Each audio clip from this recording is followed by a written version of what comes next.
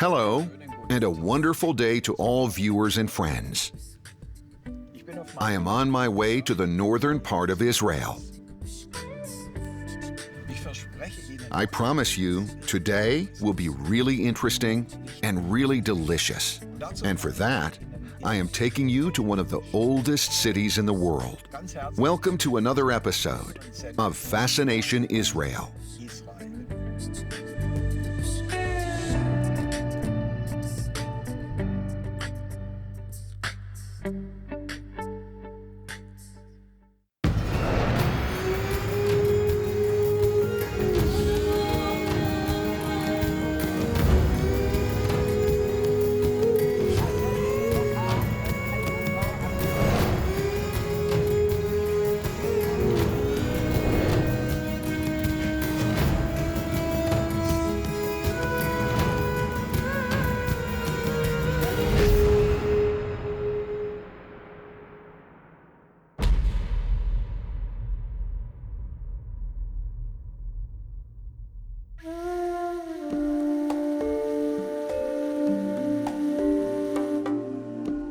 This is Akko, one of the oldest continuously inhabited cities in the world, with a history spanning thousands of years. The Israeli city has around 48,000 inhabitants today, of which about 32% are Arabs. A particularly religiously diverse city, as Jews, Christians, Muslims, Druzes, and Baha'is are all living here. Hence, Akko is known as a place of coexistence. However, in May 2021, massive riots by a radical Muslim mob took place.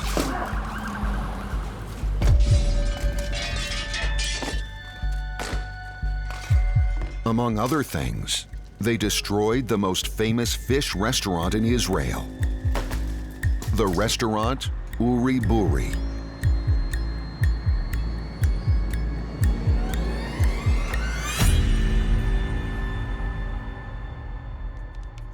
Gottfried Bueller meets Uri Jeremias, also known as Uri Buri. Nice to see you. Thanks for your time. Welcome. I am very excited. This world-famous restaurant, now rebuilt and renovated, is beautifully located right by the sea.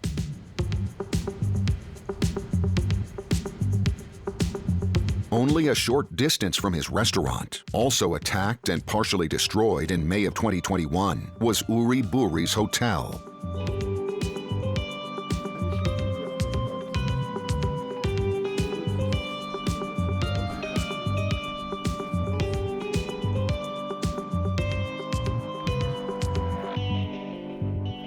The Effendi is a classic boutique hotel of the absolute highest class.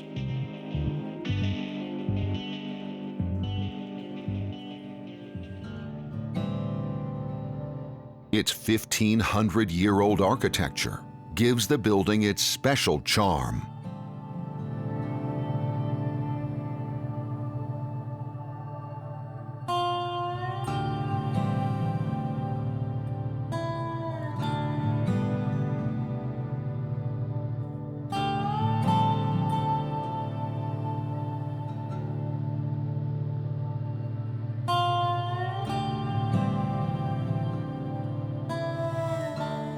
The rustic wine cellar, storing some delicious and valuable rarities, particularly deserves some special attention.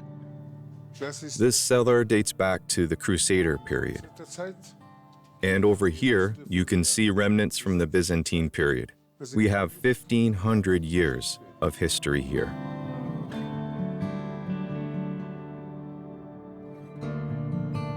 These are Israeli premium wines of many different years. This one, for example,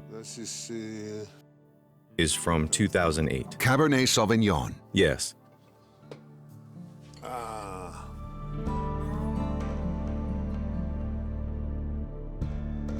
The oldest wine we have here is from 1988.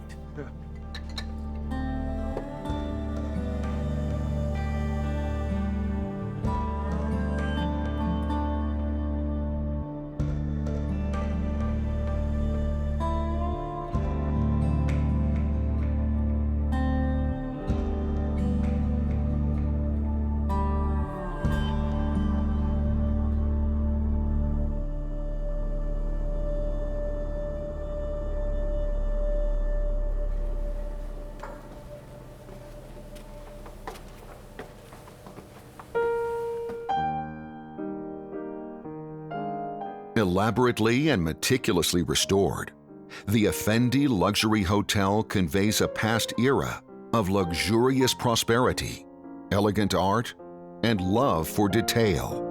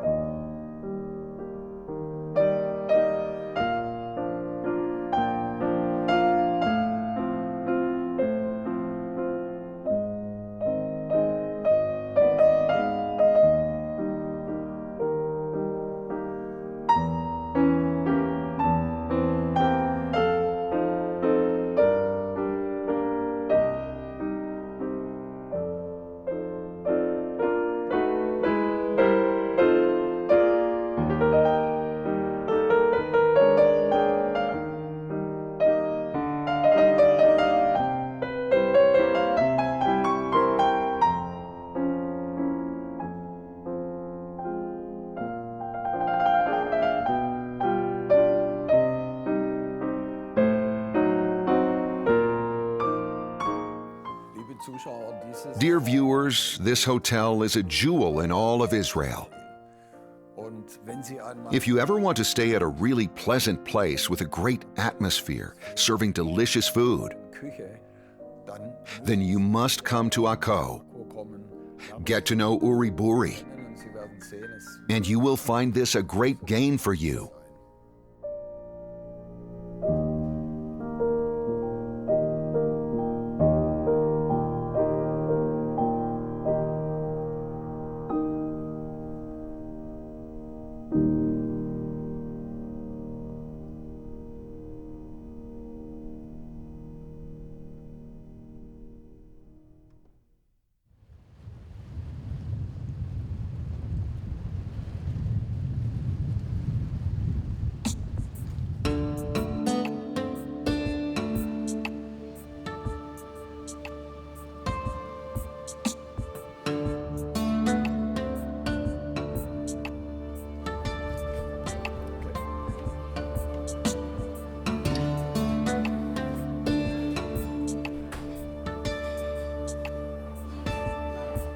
Uri Buri is of German Jewish descent.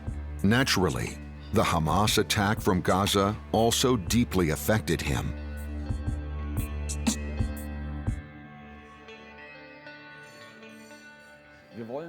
Let's first talk about October 7th, 2023. Where were you, and how did you experience this day? I was at home in bed. Got a call at 9 in the morning. It was a holiday, and we were expecting over 300 guests. The hotel was fully booked. Did you think initially it was fake news? No. It was very clear that it was a total disaster. Not understanding the scale of it,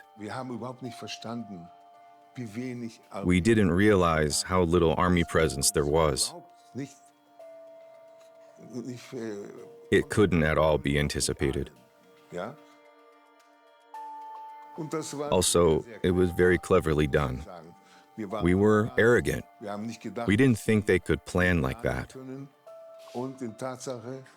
And according to the facts, we had to deal with them. 1,200 people were brutally massacred. And our reaction is something that cannot be understood in Germany. Israel is a country that still deals with PTSD caused by the Second World War and the Holocaust. The main sentence was never again. And here it comes again. There was great solidarity worldwide with Israel after October 7th, but also sympathy for Hamas.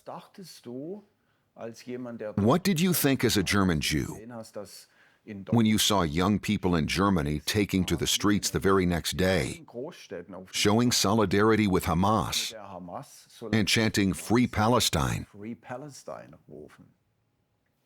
They have no idea what they are doing. They have bought into certain phrases, like they say today, from the river to the sea, but they have no idea which river and which sea and what the matter is and what it means, because it means the elimination of Israel, and they take to the streets with that. I say, are you crazy? Don't we have children or what? Hamas, as well as all the countries around us, all these years have developed absolutely nothing. No economy, no agriculture, nothing, with all the money they got from all over the world. But at the same time, Israel, like a miracle, has developed the desert and the country, building up industry and everything else with it.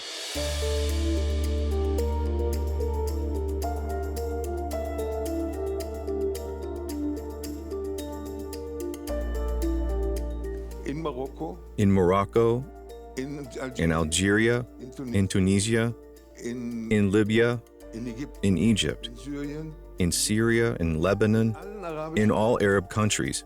Hundreds of thousands and millions of Jews were living there all these years. And in Palestine, which was actually Israel, but the British called it Palestine. And all of a sudden, there were those Palestinians who didn't exist as such before. These were the residents, the Arab residents of Israel. And many of them left in 1948. They fled and thought, in a few months' time, we will come back. But they didn't come back. And there are no refugees in the world who are refugees for 75 years. And all the money that is sent to them, for what? Why? They do not work. They haven't built up any economy at all. Nothing. For all these years. In Germany, indeed, the whole world and the UN, they send money and food and everything. Why? Why not make sure that people find employment? Where did they find work? In Israel. But in Gaza, the much-praised slogan, "Land for Peace," was implemented, right? Look, until 1967, the West Bank, as it was called, was under the rule of the Jordanian king Hussein. Hussein, who in 1967, when he saw that the war had started, joined Egypt and Syria and lost the West Bank. But he didn't want to have the West Bank back. Egypt didn't want to have Gaza back either. Why? Because they exactly understand this radicalism and what it is. Since they fight radicalism in their own countries, they don't need to import more radicals from Gaza. Why do you think the Arabs have always rejected peace proposals, even before 1948? They understand their sense of life on earth to make Islam, and with it, Sharia law to take over the world. And they go totally through with this idea. But the Arabs in Israel, they don't want to live in Lebanon, not in Syria, not in Egypt, or in any other Arab country. They want to live here, and they live with us. And Jews, Arabs, Christians, Muslims, Baha'is, Bedouins, and Druze are working all together here. 9.9 million people are living in Israel. Of these, 2.1 million are Arabs. That's 21% of the total Israeli population. They are also called Arab Israelis or Israeli Arabs and have an Israeli passport. As Israeli citizens, they enjoy free access to education, to the labor market, and have freedom of religion. The Arabs in the so-called West Bank, however, are not included yet. They make up for another approximately 2.5 million, plus another 2 million Arabs in Gaza. Among the Arab Israelis, almost 83% are Muslims, 9% Druze, and just over 7% Christians. All of them are represented in Akko and can also be found among Uri's employees. What is your recipe of success for this to work so well here? Well, we don't take people as Jews or Arabs or Christians or Russians or Ukrainians. We take people as people. We also don't have a plan that we need an Arab now because an Arab has left and needs to be replaced with another Arab. That's not how it works here. Rather, everyone who wants to work is welcome. You can hear how quiet it is in here. Our staff have been working together for many years, and our restaurant has existed for 35 years now. Today, this mix of people and the collaboration has become a very natural situation for all of us. When one comes from Germany, he asks, "How can you work so well together here?" Well, that's Israel. But in here, we have some specific rules also. You speak quietly, and you mustn't use bad language. But that shouldn't be seen as something special. It should be the norm, and in most places in Israel, that's what it is. It works very well here, and if one can learn something from this place, that's how to live together. And one main ingredient you need for that is respect. With respect, you can achieve more than with cannons and weapons. I was lucky. My parents took in an Arab girl into our home in 1948. She lived with us, and to this day, we are still family.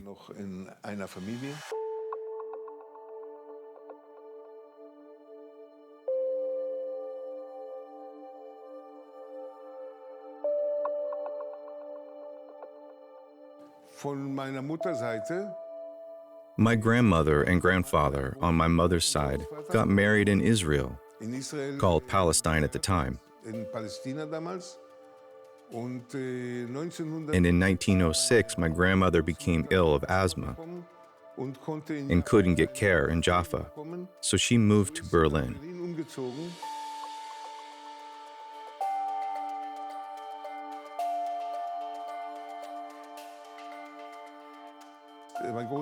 My grandfather was a Zionist.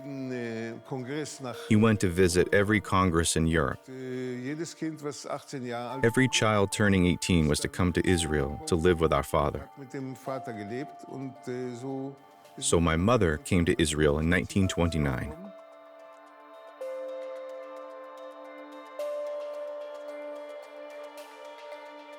My father was German, born in Posen. They came to Berlin as refugees. Then in 1930,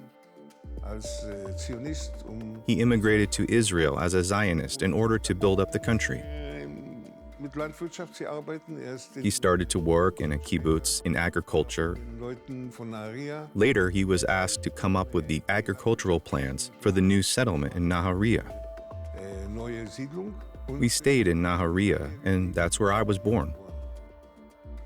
This is my mother, Hannah, and this is my father, Benjamin.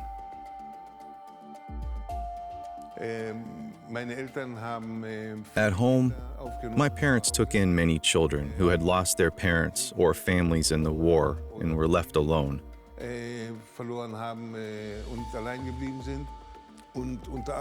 Among them was an Arab girl. She grew up with us. So I have no Arabophobia or Islamophobia.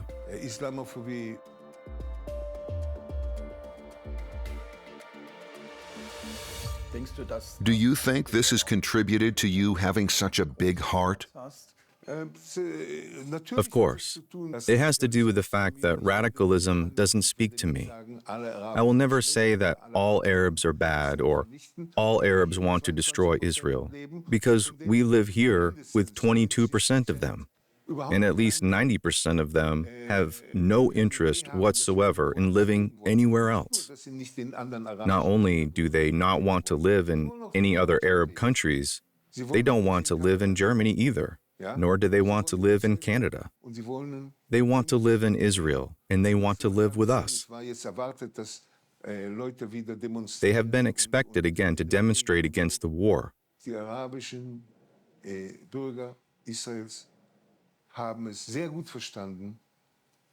But the Arab citizens of Israel understood very well and expressed it very well that they want to be part of this country. They have understood that they do not want to live with radicalism like in Gaza, or Syria, or Lebanon, or Libya, you name it. Not in Iraq or Iran. They don't want to live in these countries, or in Yemen. That's not where they want to be. They want to live with us and participate in society. Jews and Arabs are living here side by side. They eat together in restaurants, talk and laugh, and it works fine. And in Germany, they don't get that.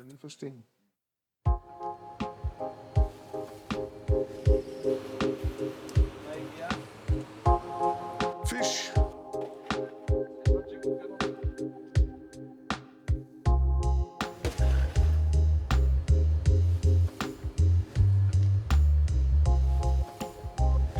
Shamsir has worked here for over 20 years, doing the same thing all the time. He is a specialist and knows all about fish. He makes sure I will only get fish that is tip-top.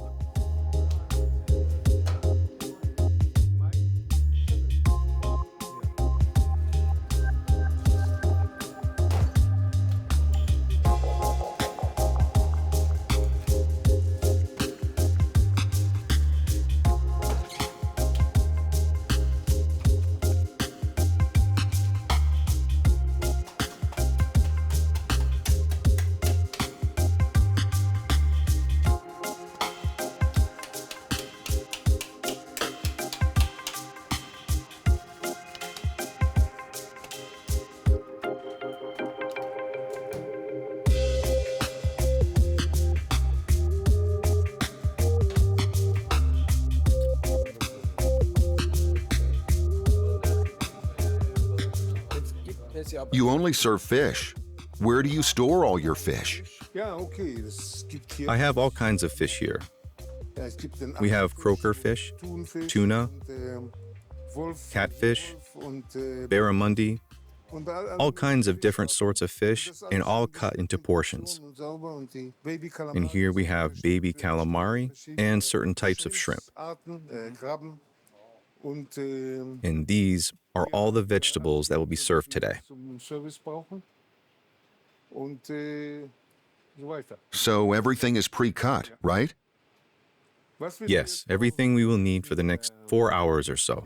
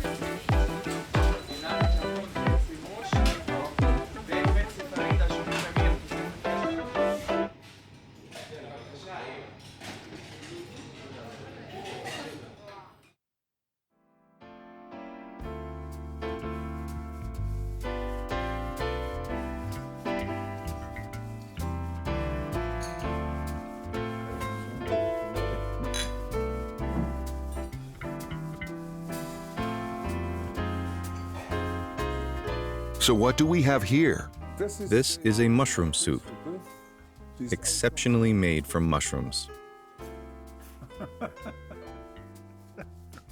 This is bruschetta with eggplants grilled on open fire. And croaker fish, mildly smoked with pine needles.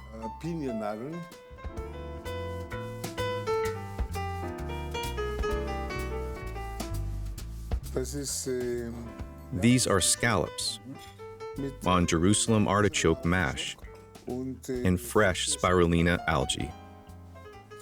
Let me show you how to eat it. Take it in one bite. This is the best way.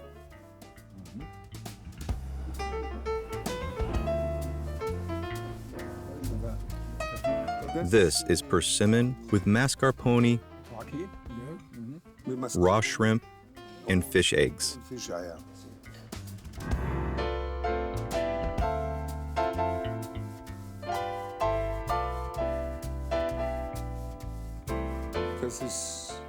This is the wine. You can't get it on the market. It is only sold here. This is one of the 5 best wines you can get in Israel. Yair Winery has developed this grape and grown an entire vineyard of it. And what is your part in it? I just made the mix.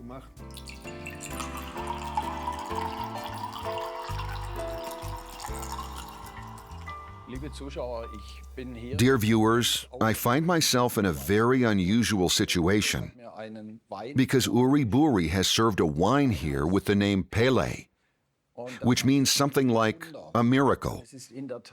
It is a rarity which you can only get here at Uri Buri restaurant. And I am really looking forward now to see how this exclusive wine will taste.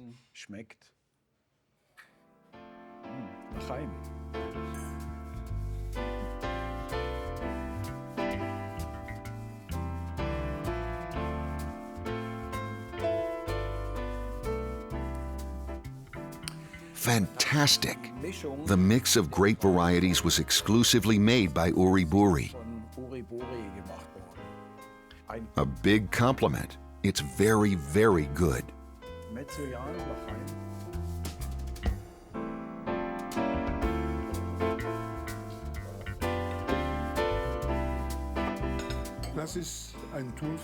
This is tuna with onions, garlic, hot pepper, olive oil, and yogurt. The yogurt complements the hot ingredients.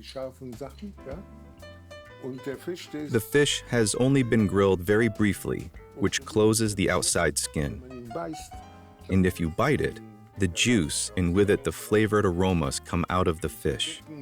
In this way, the strong spices don't overwhelm the taste of the fish.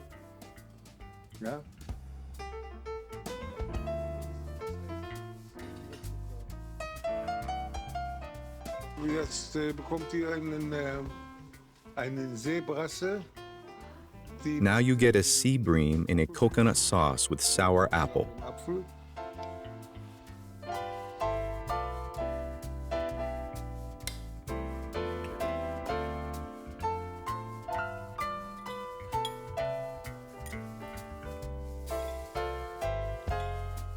It really is very good.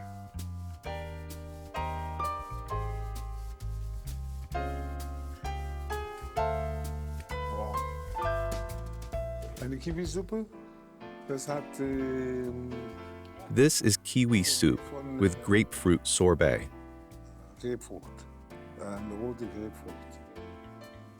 Kiwi soup with grapefruit ice cream.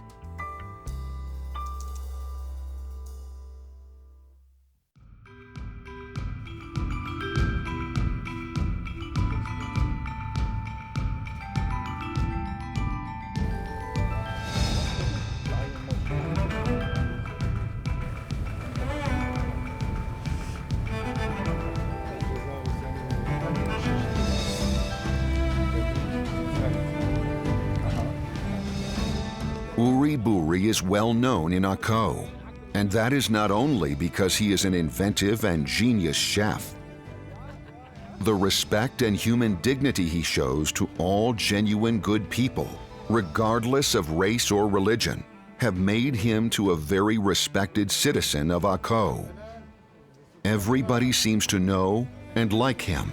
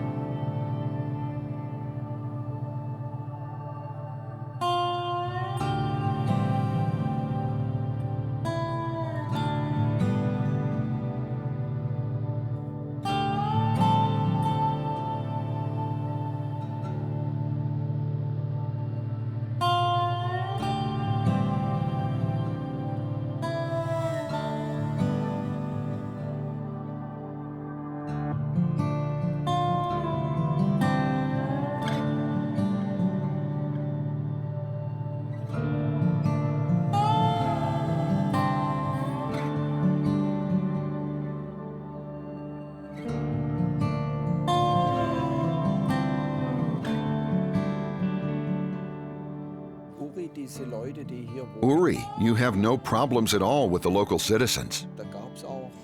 These are Arabs, mostly Muslims with whom you get along very well, right? As I said before, there are bad people everywhere. Jews, Arabs, Christians, Germans, French.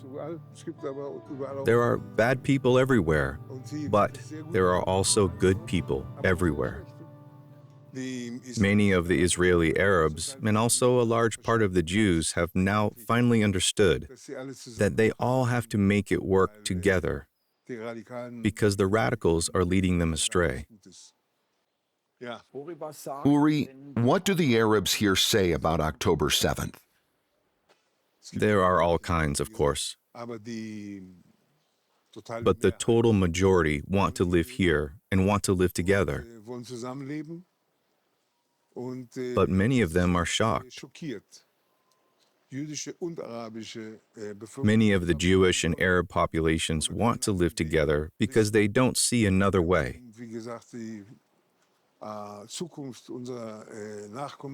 In order to guarantee the future of the next generations. So somehow change is happening. Even the Bedouins in the desert, who have family in Gaza, begin to understand that they are not their brothers. The Bedouins in the Negev are much more liberal, and for Hamas, being liberal is the enemy. It doesn't matter to them if you are a Bedouin or a Jew. If you want to live together, you are the enemy. And if you are liberal, then they don't want to have anything to do with you. Hence, they also killed Bedouins in the desert. Uri, we can see Lebanon in the distance. It is very close. Do you sometimes fear a Hezbollah rocket could hit you?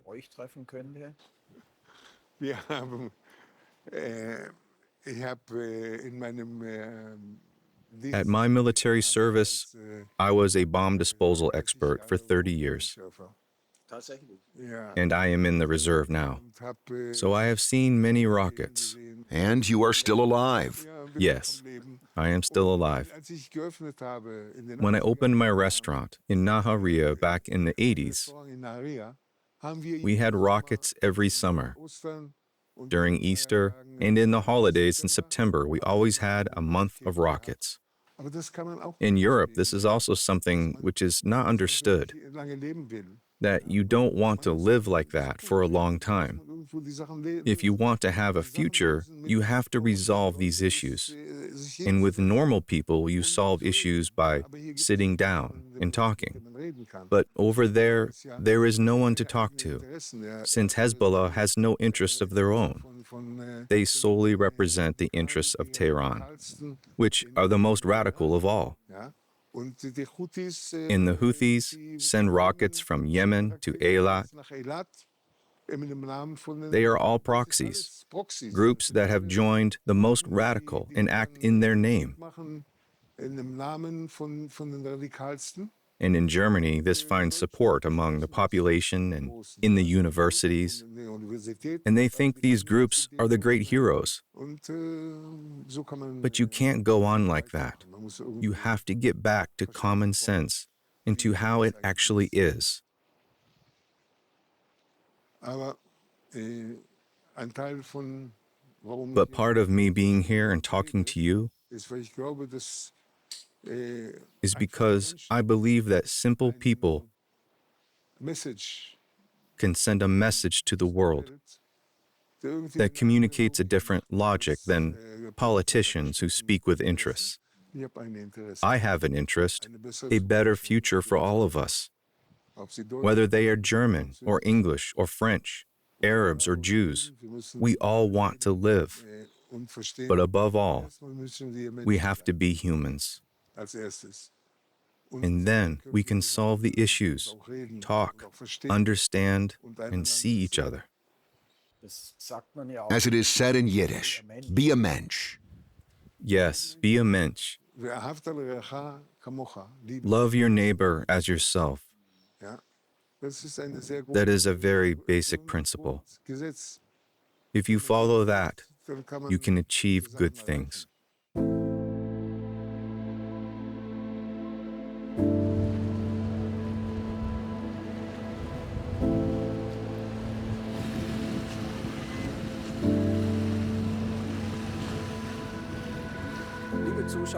Dear viewers, I promised this would be an exciting and delicious episode. I can definitely tell you that the food at Uri Buri was more than delicious. I think Uri Buri can be a great role model for all of us. He has not given up hope and still believes in peaceful coexistence here in Israel.